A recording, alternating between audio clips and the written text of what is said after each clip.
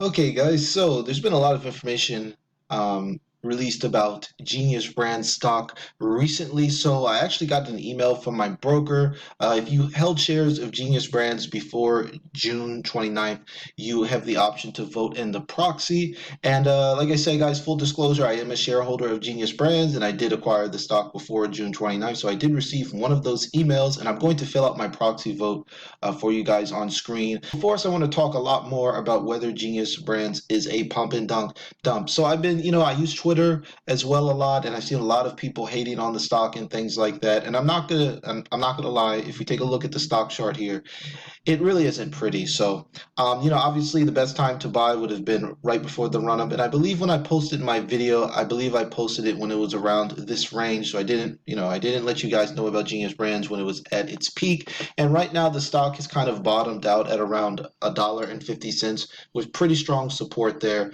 $1.50 for a company that is basically getting started in the streaming business and has as the CEO Andy Hayward talks about a long-term mindset. We all know that streaming is going to crush it. It's just a transition from as people cut the cord on the cable. People aren't spending as much money on cable anymore, and they're preferring on-demand streaming. And I know myself personally, I literally, I do have a cable package, but I literally am going to cancel it soon. And I've basically been just consuming things like Netflix, YouTube, and stuff like that. NBA apps and things like that. So for me, it's been a basically complete transition into streaming content. So that's one of the reasons why I've been talking so much about all streaming stocks because I think there's a lot of potential. So now let's talk a little bit more about what's going to be going on, and I'm going to fill out my proxy vote on screen. Before I get into it, guys, please give me a thumbs up so it really helps. So I think the most important thing people want to talk about is whether it's a pump or dump or not. So first of all, let's just go into the proxy vote. So this is my proxy vote screen. Okay, so this is my proxy vote screen. So this is what it looks like. So you have until August 26th to vote, and basically there are three proposals to increase the amount of authorized share of common stock to 4 million, to approve the 2020 incentive plan, and to approve the adjournment of another meeting if they have insufficient votes. So, guys, there's three choices you can take. You've got for, against, or abstain. And I want to talk a little bit more about why at first I was really upset because I just felt like they're just diluting the stock down to nothing. But I did a little bit of digging and I wanted to show you guys some of the insider trades because obviously I have no idea what, everyone else is doing with the stock, but I wanted to talk a little bit more about what the insiders are doing. Then I want to talk a little bit more about what Robinhood users are doing and then I want to fill out this and see where we go with this. So let's just get started. So first of all, I want to go over, okay, so here's the initial press release on what's been going on. And this is the full explanation of how they're going to increase the shares and the incentive plan. So basically, I mentioned this in my previous video, but I wanted to reiterate it for if you guys happen not to see it. Basically, they're using this to basically acquire new cartoons to add to the app and to just expand the business. And the CEO Andy Hayward, he references to how Walt Disney Company acquired Pixar, Star Wars, and Marvel, and obviously those were really really smart acquisitions because they're able to add that content to their Disney Plus package and monetize that content, and they did it through issuing new stock. And I will admit that is how a lot of companies nowadays acquire businesses. It's not as popular nowadays during the pandemic situation to simply just issue debt and things like that. It's much easier to just slightly dilute the stock so you can acquire more assets. And if the assets are valuable, then in the long term, it is going to add a lot of value for shareholders, and they're not going to remember the dilutive effect if earnings are strong and more and more people end up buying the stock. But what I wanted to really talk about, guys, is what is exactly the CEO Andy Hayward doing with his money? And I think a lot of people are bashing him and just talking about how he's ruining the company and stuff like that. But I wanted to kind of dig in, do my own research, and figure out what exactly he's doing to classify whether this is a pump or dump or not before I actually fill out the proxy because I want to make a rational decision. I don't want to make a decision based on emotions because I don't want to look back on this stock a year from now and just be angry that I didn't buy it because I know that streaming content is absolutely crushing it. You guys are watching me on YouTube, and streamers are doing really, really well. And I think this is just the beginning. When 5G comes around and download speeds are much faster, I think you're just going to see an absolute boom and explosion, because from what I've seen from 5G, the speed is just ridiculous. So let's just look at some of the insider activity. So here's what I'm looking at, guys. So what is insider activity? Well, by rule by the SEC, if anybody that's an insider in any company, not just Genius Brands, but Disney, Amazon, Apple, whatever, they have to file a form that's called a Form 4. So what this does is anytime they make a trade, whether they buy or sell, they exercise options or warrants, they have to list this information with the SEC. And the reason they have to do this is just for transparency, right? You don't want the people that are CEOs of your company and things like that doing shady transactions, and the shareholders don't know about it. So if we take a look at this, we can see what's been going on with the insiders in Genius Brands. So as we can see here, there's been a couple transactions. There's been about 5 transactions so far this year. Director Michael Klein bought a bunch of shares, and then he bought some more in late June and July. And Andy Hayward, he ended up selling some shares at $2.94. But the thing is that he actually owns a lot more shares. He owns almost 13 million shares, and I haven't seen any recent Form 4s showing that he's dumping the shares. So I want to show that form. So here's the form that he filed. He filed this back in June. This is the latest transaction that I see from the SEC. And as you can see here, it shows that he was able to acquire these shares at around 21 cents using warrants. And then he ended up selling some at 2.94, and then he acquired some more at $1.10, and then he sold some more, but he didn't sell that many. And then he ended up acquiring almost 6 million at 21 cents. So currently, according to the SEC, he is currently holding almost 13 million shares. So right off the bat, guys, I have nowhere near 13 million shares in this stock. If I want to do some quick math, I just use my calculator right now. Hold on a second. Okay, I hope you guys can see this clearly. So I got my calculator out here. So as of his latest Form 4, he owns 12,988,092 shares, and the current share price is around $1.56. So if we just do some quick math, then we do 12,988,092, oops, 092 times $1.56. His current stake is worth around $20 million. So obviously his stake is worth a lot more than mine. And the fact that he is going to end up basically diluting his own stake, and he has a $20 million worth of stock in the company, obviously it wouldn't it wouldn't benefit him as much since he hit one of the largest shareholders. So I'm guessing that they have something good up their sleeve. And I think it's a good idea as well, because this company is a debt-free company. It's being run a little bit differently.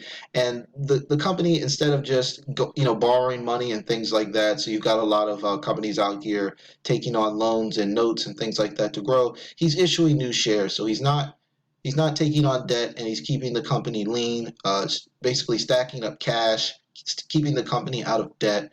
I think this will help long run, because we all know that basically debt is what takes down companies. And if a company is debt free, it's going to be really, really hard for it to go out of business, because they're not shelling out most of their income, and they're not worried about outstanding loans and things like that. And they don't have to worry about bankruptcies and chapter 11 bankruptcies and things like that. So okay, so now back to the stock. If to increase the shares outstanding, this is obviously going to affect the stock price. So this could dip the stock price down below $1.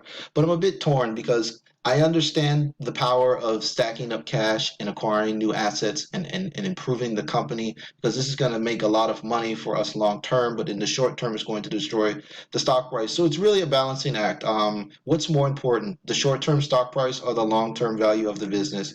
To use a Warren Buffett method of investing for you guys out there, Genius Brands, I'm ready to hold the stock for years, because I think a lot of people are sleeping on streaming. And I think the rush that Disney and HBO and all of these other companies are rushing to push content on streaming. We've seen an explosion in YouTube channels. I think that it makes sense that the company is going to stack cash and hopefully add more cartoons and things like that. And the company has taken some action. They've been selling their toys.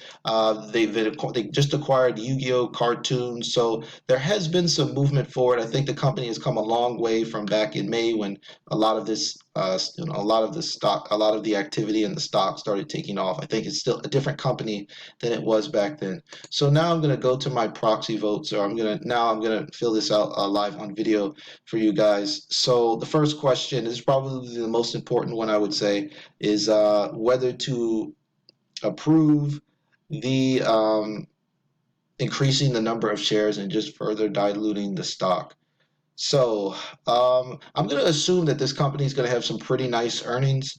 So it's it's really hard because I want to vote against because obviously I don't want to dilute my shares further, but I want the company to acquire new assets and to improve their content library because one of the things I notice about Netflix is that their content library is just amazing.